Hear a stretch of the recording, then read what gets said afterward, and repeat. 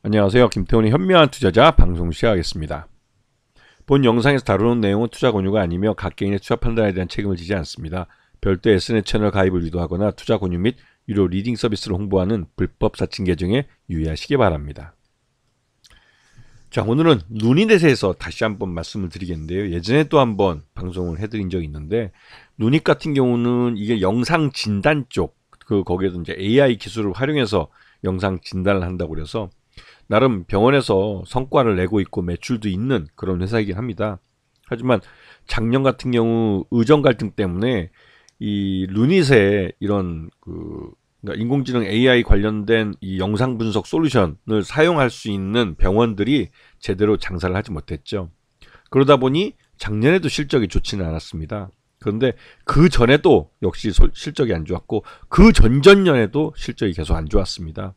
근데 그 사이에 이 루닛은 시장으로부터 수천억 원을 증자해서 받아갔죠. 자금을 받아갔고 그러면서 최대주 지분은 계속 지금 줄고 있습니다. 최근 들어서 한 49억 몇천만 원어치를 주식을 팔고 최대주주하고 뭐 특수관계 있는 몇 명이서 하여튼 6억 정도 자사주를 취득하면서 주주들한테 성의 표시를 좀 하긴 했죠. 하지만 이 제도가 이제 최대주주나 특수관계인들이 대량으로 주식을 이제 매도할 때 사전에 한 달 전에 공개하도록 하는 그런 제도가 도입된 이후에 그 제도를 피해가기 위해서 즉 10% 미만이나 이렇게 지분이 적게 되면 단 한 줄에 적으면 공시 의무가 없습니다. 그런 점을 이용해서 매도했다는 점에서 굉장히 도덕적으로나 윤리적으로나 문제가 있는 회사죠. 근데 이 회사는 매출 외형이 커진다고 해도 영업 손실이 동반해서 더 크게 손실이 나는 이상한 회사입니다. 이게 뭐 작년 같은 경우는 의정 갈등 때문에 제대로 병원을 대상으로 영업을 못했다는 그런 측면이 있겠지만 그래도 이 해외 업체를 비싼 돈을 수천억을 주고 해외 업체를 인수했는데도 불구하고 여전히 적자를 기록하고 있다는 점에서 좀 이상한 회사죠. 왜냐면 빚까지 져가지고 해외 업체를 인수했기 때문에. 그리고 국내의 루닛은 이 최대주 특수관계인 지분이 이제 10%대까지 줄어드는 상태입니다. 그래서 말 그대로 언제든지 먹튀를 할 수 있는 회사죠. 예전에는 이제 이런 신약 개발하는 바이오 신약 개발하는 회사를 이용해서 임상 1상, 2상, 3상 이렇게 진행해 가면서 사람들한테 희망 고문을 했죠. 그러면서 시장에서 이제 신약 개발하는데 한 10년, 오랜 세월이 걸린다고 해서 그 10년 사이에 몇 번을 유상자나 전환사채나 뭐 신주인수검사채를 발행을 하면서 시장에서 수천억에서 조 단위의 돈을 조달해 가면서 결국은 임상 3상에서 제대로 이 연구 결과를 내놓지 못하고 그때 가서 회사를 팔고 먹튀를 하는 경우도 종종 있어 왔습니다. 그런데 요번 이 루닛 같은 경우는 이런 IT 기술이 접목된 그리고 영상 진단과 요즘 시장에서 인기 있는 인공지능 AI 기술이 접목된 이런 IT 기술을 이용해서 이 영상 분석, 영상 진단 쪽으로 이제 사업을 하는 회사인데 이 영상 진단은 이 회사 말고도 상장한 회사가 한 6, 7개 됩니다. 근데 그만큼 영상 진단 쪽은 시장이 초기이기 때문에 먼저 들어가서 시장을 잡으면 선점하는 효과를 누릴 수 있는 그런 상태이긴 하죠. 하지만 그 말은 거꾸로 말하면 아직 시장이 제대로 성숙하지 않아서 수익을 내기 어려운 시장이라는 의미이기도 합니다. 자, 지금 이 회사가 한번 시장에 떴던 건 조 바이든 정부 시절에 캔서 문샷이라는 이 암 사망률을 뭐 25년까지 50% 감소시키겠다는 미국 정부의 정책 때문에 여기에 이제 루닛이 캔서 X의 창립 멤버로 참여하면서 나름대로 이제 실력이나 이런 면에서 시장이 많이 알려졌죠. 하지만 이 프로그램 캔서 X 이 캔서 문샷 프로젝트는 아마도 트럼프 2기가 1월 20일에 시작을 하면 아마 이 제도, 이 시스템 자체가 없어질 겁니다. 왜냐면 이게 이제 이것도 이제 국민 세금으로 이제 해야 되는 사업이기 때문에 트럼프 정부도 전형적인 부자 감세를 하는 정부라 이런 데 돈을 쓰는 데는 너무 아깝다는 것이죠. 그래서 캔서 문샷 프로젝트는 조 바이든 정부가 끝나면 함께 사라질 그런 제도이자 시스템이 될 가능성이 크죠. 자, 지금 루닛이 영상 진단 쪽은 흉부 엑스레이나 유방 촬영술 이런 쪽에 이제 특화되어 있고 실제로 이거 관련해서 매출을 일으키고 있습니다. 지금 보게 되면 캔서 스크리닝 쪽에서 그 작년 2024년 3분기까지 한 300억 정도, 그러니까 매출 외형이 꾸준히 성장을 하고 있기는 있었습니다.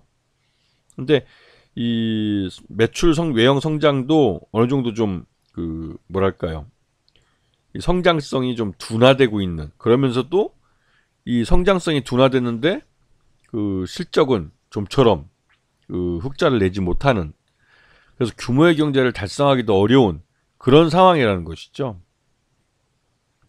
그래서 지금 보시게 되면 그 영업수익이 341억, 재작년에는 196억, 그래서 확실히 매출은 외형은 늘었습니다. 그리고 이런 341억이 늘어난 것 중에 그 지난해 3분기 때 167억이 한꺼번에 늘어난 것도, 이렇게 167억이면 말 그대로 이게 작년 그 누적해서 196억이었는데 한 분기에 한꺼번에 167억이 늘었다는 건 좀 이상하죠. 네. 그리고 여기서 이제 그럼에도 불구하고 영업 손실은 491억이 발생했다는 거. 전년에는 244억이었지만 이번에는 영업 손실이 491억, 더 많이 훨씬 더 늘어났죠. 매출 외형보다 더 많았어요. 분명히 이상하죠. 매출 외형이 지난해 3분기 때 그 3분기에 매출 외형이 167억인데 영업 손실이 164억이 발생했으면 이건 진짜 특이한 거죠. 이렇게 영업 비용도 그 거의 뭐 332억이나 발생하는 건 좀 특이한 일입니다. 예년에 비해서 거의 더블 이상 그 영업 비용이 들어갔으니까요. 그리고 이제 여기서 이제 적자가 89억 정도 발생한 걸로 나오죠. 그나마도 금융 수익이 614억이 있었기 때문에 그나마 손실을 좀 줄인 건데요. 이거는 정상적인 기업의 영업 활동이라고 보기는 어렵죠. 왜냐하면 재무 활동이나 이런 것을 통해서 그 금융 수익으로 인해서 이 적자 폭을 줄인 거기 때문에 실제로 이 정상적인 기업이라고, 자기 사업으로 흑자를 낼 수 있는 기업이라고 보기는 굉장히 어렵습니다. 네. 자, 그리고 최대주주 특수관계인들 보면 지금 백승욱 씨가 최대주주인데 이 양반 6.82%밖에 안 돼요. 말 그대로 지금 유튜브나 아니면 온라인에서 이게 대단한 회사라고 막 홍보하고 선전하는 그런 기술과 어떤 시장을 갖고 있다면 백승욱 씨나 뭐 여기 주요주주라고 이름 올린 이런 사람들이 이렇게 지분을 적게 갖고 있을 리가 없죠. 왜냐면 이 최대주주 지분을 50% 이상 안전하게 가져가려고 하겠죠. 솔직히 말해서 이 루닛은 지난번에도 미국 그 뉴질랜드 회사인가요? 그걸 인수할 때 회사 내에 있는 현금이 모두 거의 빠져나가다시피 했어요. 껍데기만 남은 회사죠. 그러니까 이거는 솔직히 말해서 그렇게 해서 인수한 그 뉴질랜드 회사도 미국에서 이러한 그 영상 진단 사업을 한다지만 여전히 적자 회사입니다. 그 적자 회사를 2천억이 넘는 돈을 주고 샀으니까 너무 비싸게 산 거죠. 바가지를 사도 그렇게 2천억씩이나 주고 살 만한 매출량도 그 10분의 1 정도밖에 안 되는 회사인데 이해가 안 되는 게 사실입니다. 그래서 지금 소액주주가 전체 지분 중에 74% 정도를 소액주들이 갖고 있기 때문에 실제로 대부분이 그 소액주들이 갖고 있다고 볼 수가 있고요. 그다음에 작년에 이제 인수했던 뉴질랜드 회사, 이 회사도 이 비슷한 업종입니다. 영상 진단 쪽인데 AI 기반의 뭐 유방암 진단 소프트웨어를 갖고 있는 회사라고 그러는데 이 회사 같은 경우는 지금 그 매출액 뭐 285억, 그 220억, 150억, 매출액 규모도 이 루닛보다도 적은 회사고 단기 순손실도 매년 180억에서 138억 뭐 이렇게 발생하던 회사이기 때문에 실제로 이거를 2,525억에 샀다는 게 솔직히 좀 이 정도 돈을 들여서 살 정도면 2,525억을 아예 그냥 신규 사업에 쏟아 부어서 그걸 키우는 게 훨씬 더 낫지 않을까 생각이 들어서 이거는 그 회사 내의 돈을 해외로 빼돌리려는 것이 아닐까라는 의구심이 좀 들 정도입니다. 그리고 지금 최근 들어서 호재성 재료라고 해서 아스트라제네카와 비소세포 폐암 대상 AI 기반 디지털 병리 솔루션 개발을 한다고 이게 뉴스가 나왔는데요. 그러면서 이제 이 글로벌 제약사와 함께 연구를 하기 때문에 뭐 나름대로 뭐 기술력을 인정받았다고 그러지만 이 IT 기술 쪽에서는 우리나라 기업들이 굉장히 좀 앞서 있기 때문에 외국에 있는 이런 제약사나 이런 쪽에서 이 IT나 ICT 쪽에서는 한국 기업과 사업을 많이 하려고 합니다. 왜냐면 그런 기술적 지원을 받기 위해서죠. 그런데 실제로 이 루닛하고 이 아스트라제네카하고 이런 비소세포 폐암 대상 AI 기반 디지털 병리 솔루션, 이게 어느 정도 이 연구 결과를 내고 그 결과를 토대로 해서 실제 돈을 벌 수 있는지는 아직 좀 미지수죠. 그리고 최근 들어서 작년 연말에 그 최대주 쪽 특수관계인들하고 해서 이 사람들이 한 49억 9천만 원 정도 주식을 팔아치웠습니다. 근데 이게 이제 그 내부자 거래 사전 공시 제도라는 게 새로 만들어져서 50억 이상을 거래할 때는 한 달 전에 미리 그 이 주요 주주하고 최대 주주, 뭐 특수관계에 있는 이런 사람들이 주식을 매매하는 걸 미리 공시하게 되어 있습니다. 근데 이 49억 9천만 원 정도, 딱 한 주 정도 모자르게 이 딱 수량을 맞춰가지고 매도를 하는 바람에 이 내부자 거래 사전 공시 제도를 피해갈 수 있었죠. 그리고 나서 이거에 대해서 주주들이 반발하니까 이 최대주하고 특수관계인 임원 한 분이 해서 둘이서 한 6억 정도 자사주를 사줬습니다. 근데 이거는 솔직히 말해서 그 뭐 50억, 100억을 사주면 몰라도 49억 9천만 원 팔아먹고 6억을 사줬으면 나머지 한 38억 정도가 수익인데, 그리고 어차피 지금 한 6억도 나중에라도 주가가 오르면 또 팔아먹을 수 있는 거고, 보호예수 안 한다면 말이죠. 그래서 솔직히 루닛은 이게 이제 그 영상 진단 쪽은 진입장벽도 낮고, 지금 이 회사 루닛 말고 또 다양한 업체들이 영상 진단 쪽에서 시장에 진입하고 있습니다. 그래서 각 병원별로, 대형 병원별로 짝을 지어서 이 뭐 이런 그 영상 진단을 테스트하고 신뢰성을 쌓아가는 그런 테스트 베드로 사용하는데, 실제로 그렇게 해서 이게 성과를 내서 이제 신뢰감 있는 데이터가 축적되는 데는 빅데이터를 만들어야 되기 때문에 시간이 꽤 걸리죠. 그나마 이제 돈이 좀 있다고 해서 루닛이 좀 앞서 있는 것으로 보일지 모르겠지만, 여전히 수익을 못 내고, 아까 앞에서 봤겠지만 그렇게 그 매출액만큼 영업 손실이 나는 그런 상황에서는 이 수익을 내긴 굉장히 어렵죠, 이 사업 자체가. 그래서 뭐 최근 들어서 외국인도 기관도 이제 많이 시장에서 팔고 있습니다. 이게 이제 샀다 팔았다 뭐 단타 치듯이 하고 있고, 지금 그 지난 그 11월 달 뭐 중순부터 이제 급등을 해서 저기서 이제 4만 원대부터 한 8만 원대까지 주가를 끌어올렸는데, 이 시기에 그 유튜브나 또 그 나중에 이제 온라인 같은 데 보면 다양한 그 호재성 재료들, 근데 근거도 별로 없고 그러한 뉴스들이 막 그 퍼져 나갔습니다. 그래서 이거를 끌어올려서 주가가 올라갔지만, 그리고 나서 이제 최대주 특수관계인들이 블록딜러 주식을 팔았죠.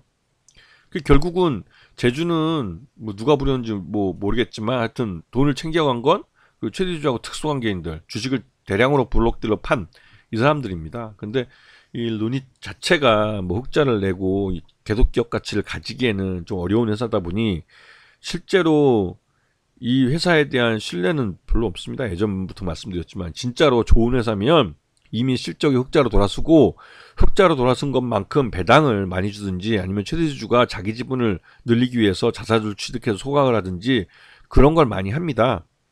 물론 전혀 그러지 않고 오히려 그 시장에서 주식을 팔기에 더 혈안이 됐기 때문에, 이거는 그 이 루닛의 최대주주하고 특수관계인들은 뭐 시장에서 종이 쪼가리 그 주식이란 걸 팔아서 돈을 벌지 모르겠지만, 시장에서 일을 사는 일반 주주들은 쉽게 수익을 내기는 굉장히 어려운 것이죠. 그래서 이런 종목은 예전부터 여러 말씀드렸지만, 이 지금 당장 반짝해서 주가가 오르는 것도 뭐 온라인에서 뭐 근거 없는 이상한 호재성, 막 막연한 그 이유, 뭐 하여튼 들어보면 황당한 그런 주제들을 갖고 뭐 일반 투자가들을 혹하게 만드는데요. 요즘은 이제 유튜브 갖고 그런 걸 많이 하더라고요.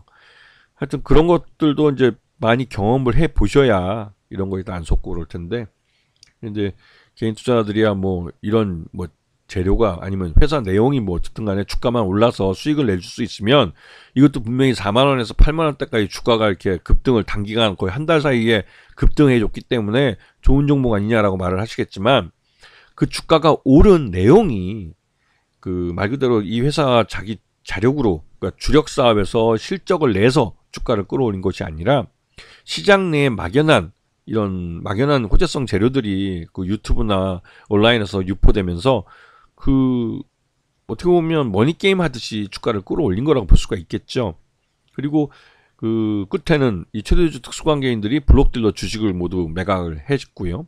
그러면 결국은 그 주식을 산 기관 투자가 됐던 그 기관 투자는 그거를 할인해서 사기 때문에 그 높은 가격에서 또 할인한 가격에서 또 때려서 그 할인 차익만큼 바로 먹게 됩니다. 그러면 그 주식을 산 개인 투자가들, 순진한 개인 투자가들이 손해를 다 뒤집어 쓰는 거죠.